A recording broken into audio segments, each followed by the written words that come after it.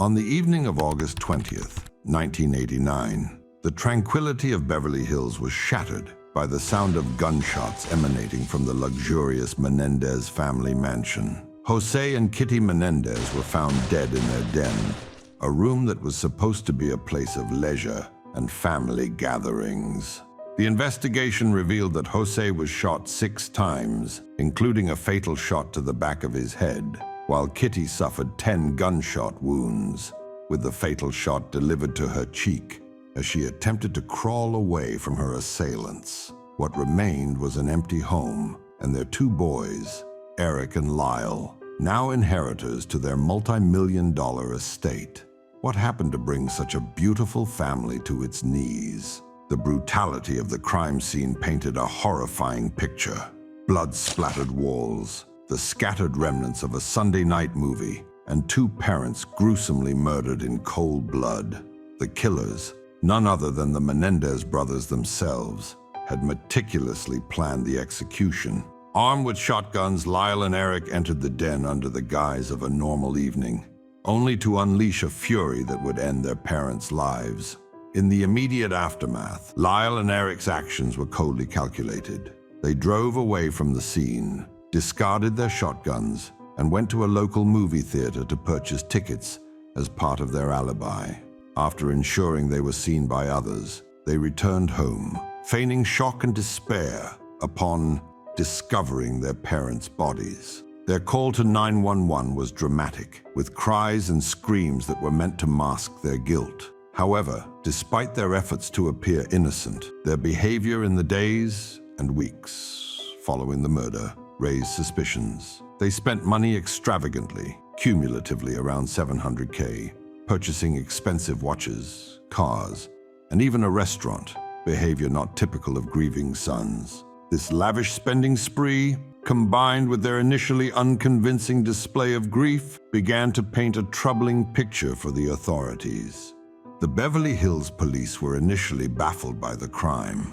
The Menendez mansion, located in a neighborhood accustomed to peace and privacy, was an unlikely setting for such a violent act. Early investigations focused on possible business enemies of Jose or random intruders, but the lack of forced entry and the calculated nature of the killings soon turned the detectives' suspicions towards the family members themselves. It was the lack of gunpowder residue tests and the initial acceptance of the brothers' alibi that delayed the suspicion falling on them. However, as details about the Menendez family's internal dynamics and the brothers' extravagant spending began to surface, the puzzle pieces started to fit together in a disturbing image. As weeks turned into months, the public and media began to take a keen interest in the case. The story of wealthy, privileged brothers possibly murdering their parents was sensational and tapped into broader themes of family betrayal, greed, and the moral decay of the affluent. The turning point in the investigation came when Eric Menendez, overwhelmed by guilt, confessed to his psychologist, Jerome Oziel. This confession, initially protected by doctor-patient confidentiality, was eventually revealed to the authorities by Oziel's mistress, who was told the confession, but later in a fit of rage, ratted out her ex-lover's egregious secret to the authorities. Armed with this new information, the police arrested Lyle and Eric Menendez in March 1990, more than 6 months after the murders. The trials of Lyle and Eric Menendez became a media spectacle, watched by millions across the nation. The brothers were tried twice due to a hung jury in the first trial, which ended in 1994. The heart of their defense was the claim that they acted out of fear for their lives, driven to desperation by years of psychological, physical, and sexual abuse at the hands of their father, coupled with enabling and denial by their mother. Represented by the tenacious defense attorney, Leslie Abramson, the Menendez brothers presented a case that painted their parents, particularly their father Jose, as monstrous figures who subjected them to unimaginable torment. The defense aimed to evoke sympathy from the jury, highlighting the brothers' psychological scars and the alleged atmosphere of fear that pervaded their home. Contrastingly, the prosecution argued that the murders were premeditated and motivated by the brothers' desire to inherit their parents' substantial wealth. They pointed to the brothers' extravagant spending spree following the murders as evidence of their true motives, suggesting that the abuse allegations were convenient fabrications to gain jury sympathy. The courtroom battles were intensely emotional and divisive, sparking widespread debate about the veracity of the brothers' abuse claims and the moral complexities surrounding patricide.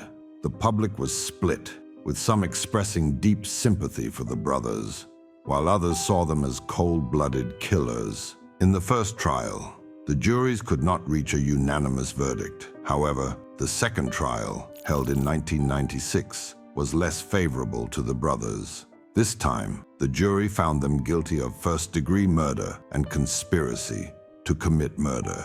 The absence of cameras in the courtroom reduced the theatrical elements of the trial, focusing attention more on the evidence than on the personalities of the accused. Regardless of any empathetic intentions or motivations, murder is still murder.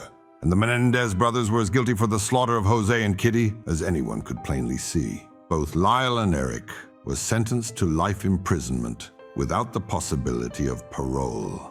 The convictions marked a pivotal end to a saga that had captivated and horrified the nation. Sent to separate prisons, the brothers were initially isolated from each other and the general prison population in maximum security units due to the notoriety of their case. Over the years, the Menendez brothers have pursued various appeals and have been involved in legal battles to overturn their convictions, all of which have been unsuccessful. In a significant development, they were reunited in the same prison housing unit in 2018, a moment that was emotional for both, as they had not seen each other for 2 decades, crying and embracing each other after a quarter of a lifetime spent apart. The Menendez brothers' case remains a profound story of family, tragedy, and the American legal system. It challenges us to consider the depths of familial loyalty, the impact of abuse, and the complexities of human psychology. As we reflect on this case, we are reminded of the crucial importance of addressing and understanding the darkest aspects of human relationships and the law's role in navigating these murky waters.